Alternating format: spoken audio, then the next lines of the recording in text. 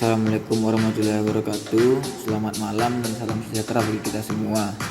Yang pertama, kami sangat berterima kasih atas bantuan serta kesempatan kesehatan yang telah diberikan oleh Allah Subhanahu wa taala kepada kelompok kami, sehingga kami dapat mempresentasikan hasil diskusi dari kelompok kami yang berjudul Analisis Big Data Media Sosial.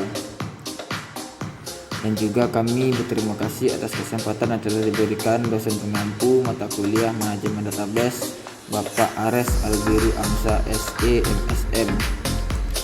Baiklah, saya perkenalkan terlebih dahulu kelompok kami. Yang pertama itu Andres Setianggara, saya sendiri selaku moderator. Yang kedua itu ada Nadia Wahyuni, yang ketiga ada Rizky Adi Nugraha, dan yang keempat ada Rafiq Gifari. Selama video ini berlangsung, sayalah yang akan memandu presentasi dari kelompok kami. Baiklah, mungkin langsung saja saya akan memulai presentasi pada bagian pertama pada kelompok kami. Selama video presentasi dari kelompok kami, ada beberapa subbab yang akan kami bahas.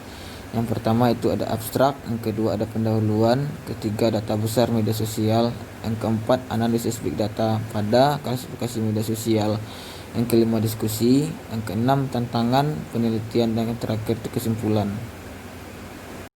Yang pertama kita bahas itu abstrak dari judul presentasi kami, yaitu analitik data besar baru-baru ini muncul sebagai area penelitian penting karena popularitas internet dan munculnya teknologi Web 2.0. Selain itu, perkembangan adopsi aplikasi media sosial telah memberikan peluang beserta tantangan yang luas bagi para peneliti dan praktisi. Sejumlah besar data yang dihasilkan oleh pengguna yang menggunakan platform media sosial adalah hasil integrasi detail latar belakang dan aktivitas sehari-hari mereka. Dan juga dikarenakan volume besar data yang dihasilkan yang dikenal sebagai data besar sudah diteliti secara intensif baru-baru ini. Sebuah tinjauan dari karya terbaru disajikan untuk mendapatkan perspektif luar negeri dari topik penelitian analitik data besar media sosial. Sehingga kami mengklasifikasikan literatur berdasarkan aspek penting. Studi ini juga membandingkan kemungkinan teknik analitik data besar serta atribut dan kualitasnya. Selain itu, kami memberikan diskusi tentang aplikasi analitik data besar media sosial dengan menyoroti teknik, metode, serta atribut kualitas dari berbagai studi yang mutakhir.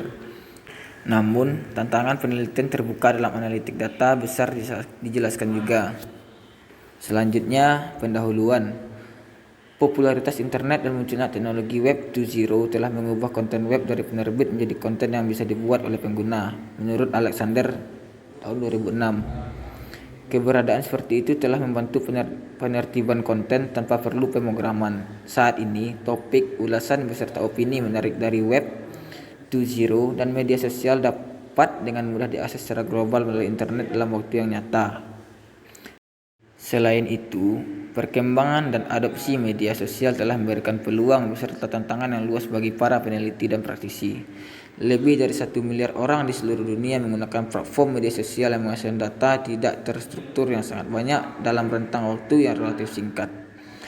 Sejumlah besar data yang dihasilkan oleh pengguna adalah hasil dari integrasi detail latar belakang mereka serta aktivitas sehari-hari di platform media tersebut. Sejumlah besar data dihasilkan yang disebut sebagai data besar. Ini sudah diteliti secara intensif baru-baru ini. Big data dari sejumlah besar dataset yang dikumpulkan baik dalam format terstruktur, semi terstruktur, ataupun tidak terstruktur sama sekali sudah diteliti di berbagai domain seperti kesehatan, astronomi, web sosial, dan juga geoscience. Konten media sosial seperti Twitter, komentar, posting, dan ulasan telah berkontribusi pada pembuatan data besar secara luas dari penyedia platform atau situs web yang berbeda. Munculnya data besar dari media sosial telah membawa gelombang kegembiraan baru ke bidang kecerdasan buatan serta analisis data. Cara menganalisis data media sosial menggunakan berbagai teknik penambangan data dan pembelajaran mesin tradisional yang masih menjadi domain penelitian yang aktif. Contohnya di sini mengungkapkan informasi riset pasar dapat dicapai melalui pendapat orang-orang pertambangan yang menghasilkan pengambilan keputusan bisnis yang lebih baik. Namun, teknik yang efisien dan pendekatan analitik untuk menangani data yang terus berkembang yang dihasilkan oleh berbagai aplikasi media sosial sangat dibutuhkan. Presentasi ini dapat meninjau karya terbaru di analitik data besar media sosial menggunakan pendekatan pembelajaran mesin, memberikan perspektif luas dari area tersebut, serta mempertimbangkan tantangan dan masalah terbuka yang harus ditangani. Selanjutnya presentasi akan dilanjutkan oleh rekan saya Nadia. Nadia, saya persilakan. Baiklah, di sini saya akan menjelaskan tentang data besar media sosial media. Sosial media adalah sekumpulan aplikasi berbasis internet yang didasarkan pada ide web dari 2.0. SM awalnya digunakan untuk mendeskripsikan konten aplikasi yang dapat terus dimodifikasi dan dibuat oleh pengguna dalam banyak cara melalui partisipasi dan kolaborasi, dapat dibuat, disiapkan, dan diterbitkan secara tradisional oleh individu saja. 3 aspek untuk mendefinisikan media sosial yang mereka sebut sebagai situs jaringan sosial sebagai layanan berbasis web. Aplikasi Big Data yang paling umum untuk media sosial adalah penemuan tren, analisis media sosial, analisis sentimen, dan penggalian opini. Beberapa teknik yang paling sering digunakan adalah klasifikasi dan pembelajaran mendalam. Internet dan pembersihan data diterapkan untuk menyiapkan data besar untuk diproses menggunakan teknologi seperti Spark, Hadoop, dan Mesos. Selanjutnya tentang analitik Big Data pada klasifikasi media sosial. Pada bagian ini, taksonomi analitik data besar dibahas berdasarkan studi sebelumnya tentang data media sosial. Banyak penelitian yang berfokus pada teknik analisis Big Data dengan data media sosial. Analitik data besar mampu menangani berbagai masalah penelitian yang dominan menggunakan kecerdasan komputasi. Dengan demikian, analitik data besar di media sosial dikategorikan ke dalam kelas yang berbeda untuk memahami karakteristiknya. Di antaranya ada 4 karakter klasifikasi aspek. Yang pertama adalah sumber data, karakteristik, kecerdasan komputasi, dan teknik. Nah, dari 4 aspek tersebut dijabarkan juga berbagai macam bagian.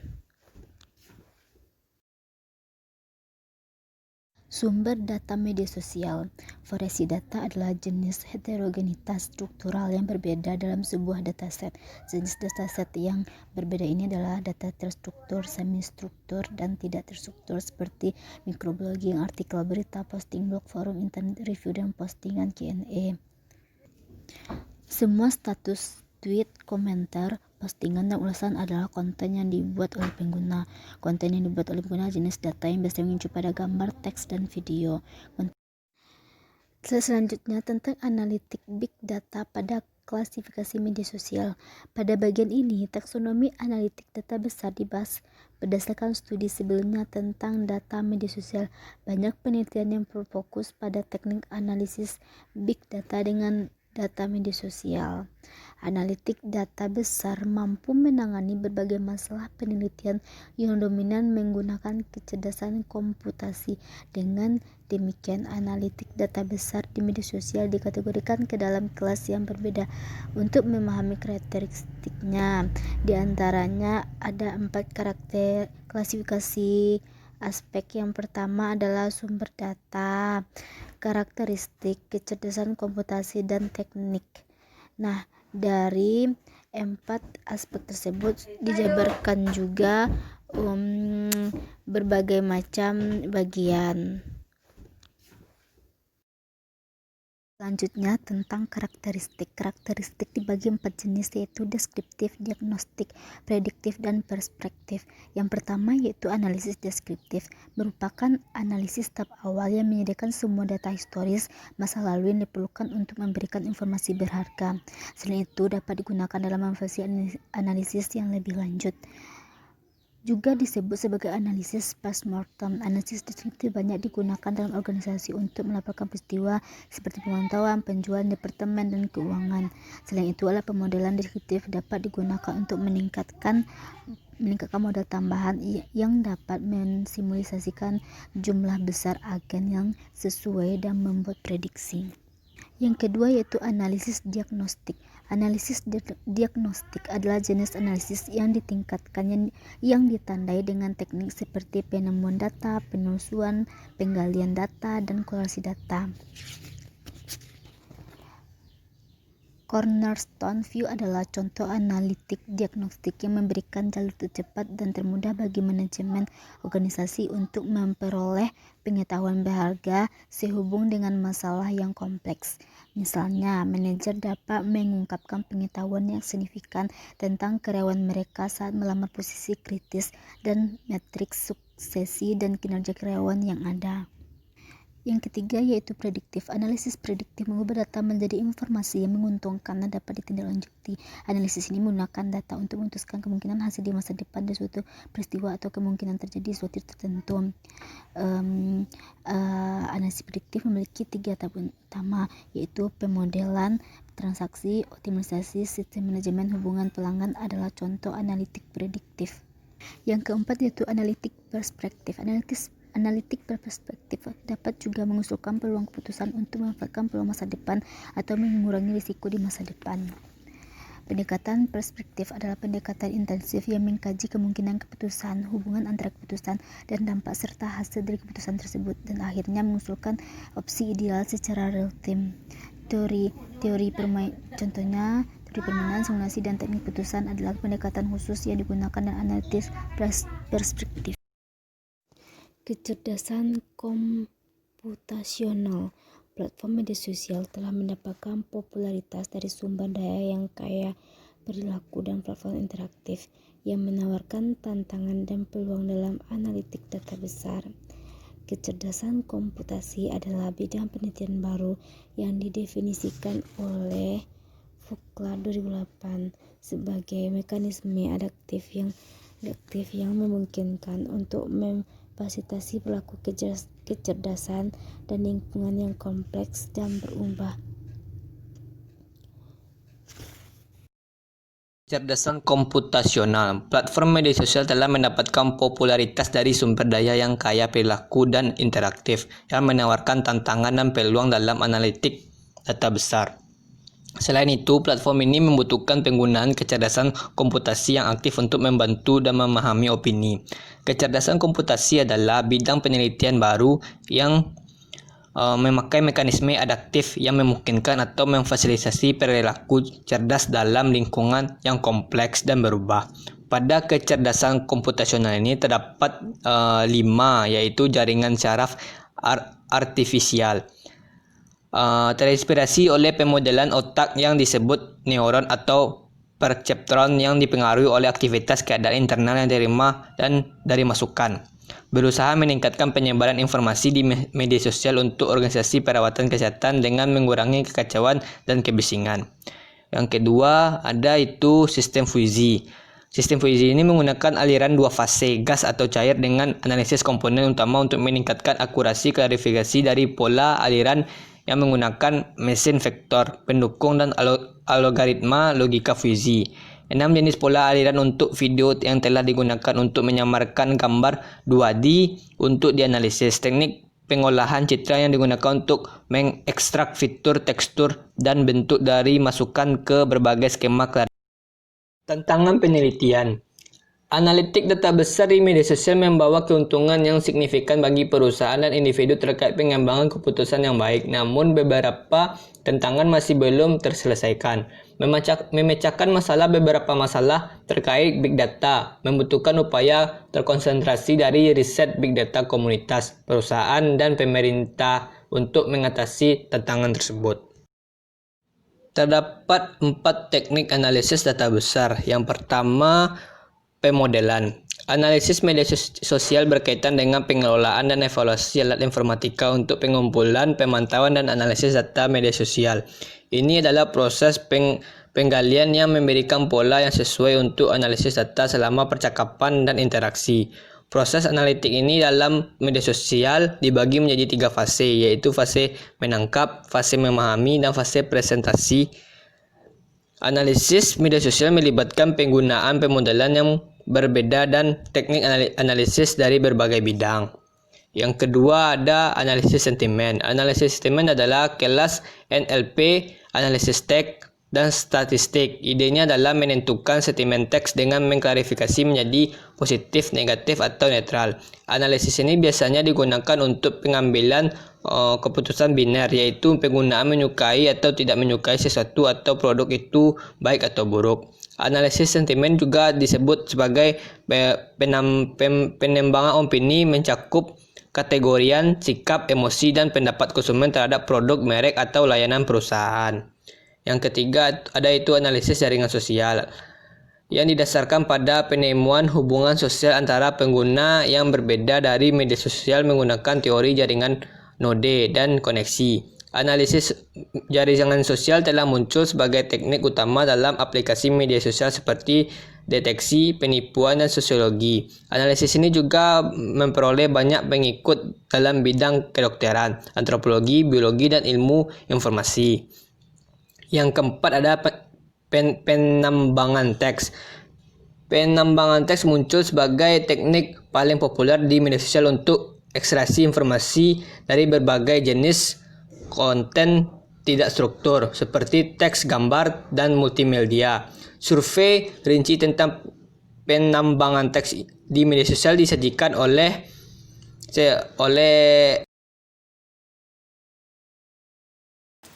Yang pertama, kualitas data. Konten yang dibuat pengguna ini adalah jenis data yang biasanya berupa teks, gambar, dan video.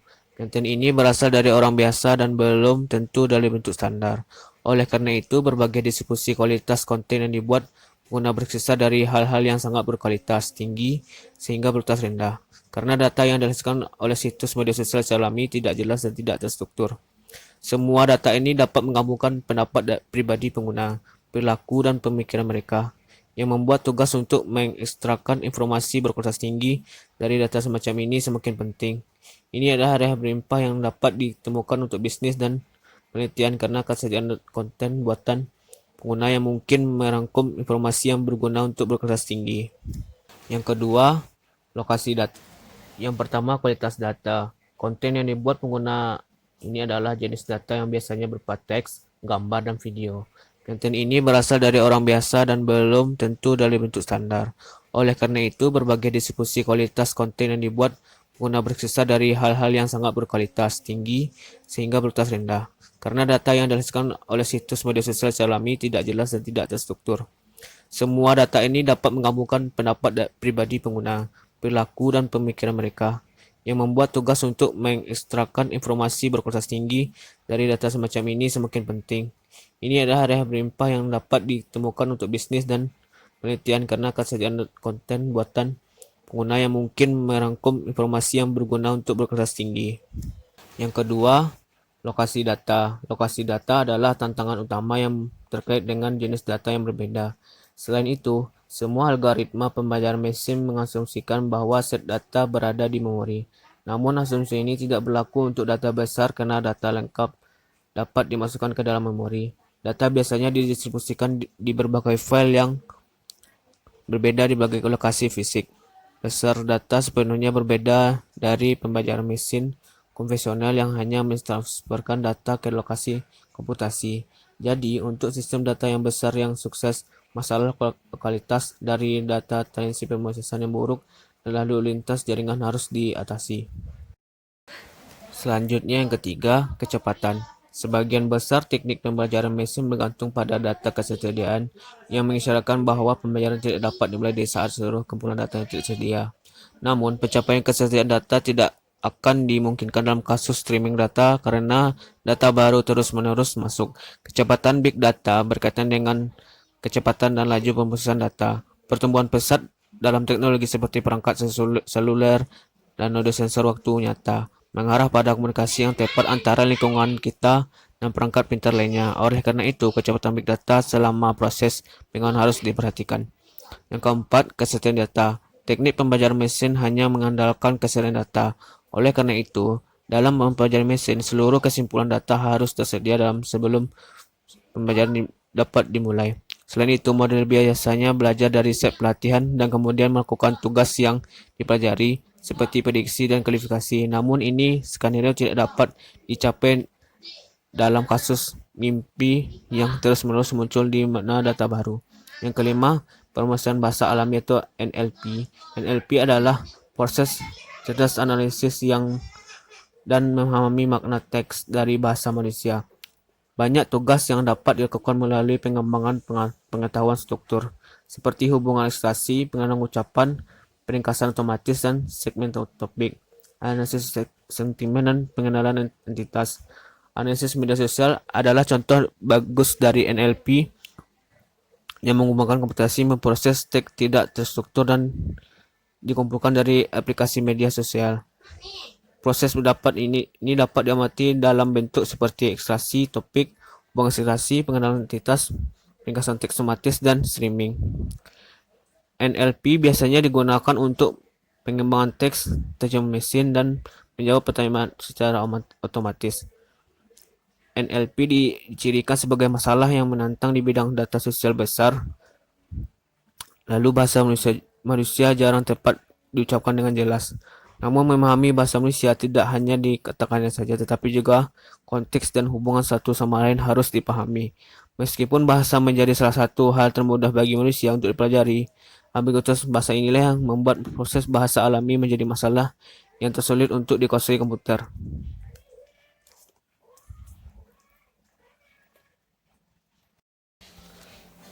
Kesimpulan, data besar komputasi, kemajuan media sosial bersama dengan alat-alat telah muncul sebagai kunci untuk wawasan penting tentang perilaku manusia dan terus disimpan dan diproses oleh perusahaan, individu, dan pemerintah. Yang pertama, memiliki pekerjaan terbaru di analitik besar media sosial dan memberikan perspektif luas di area tersebut. Yang kedua, mengklasifikasi literatur berdasarkan aspek-aspek penting seperti sumber data, karakteristik, komputasi kecerdasan, dan teknik. Yang ketiga, membandingkan kemungkinan analitik data beserta teknik dan atribut kualitasnya. Yang keempat, mengidentifikasi peluang terkait analitik data besar di media sosial. Yang terakhir, menjelaskan tentang penelitian terbuka dalam analitik data besar. Baiklah, mungkin itu hasil presentasi dari kelompok kami. Jika ada pertanyaan akan kami buka pada sesi tanya jawab. Terakhir saya ucapkan jika ada kata-kata yang salah, kami mohon maaf. Assalamualaikum warahmatullahi wabarakatuh.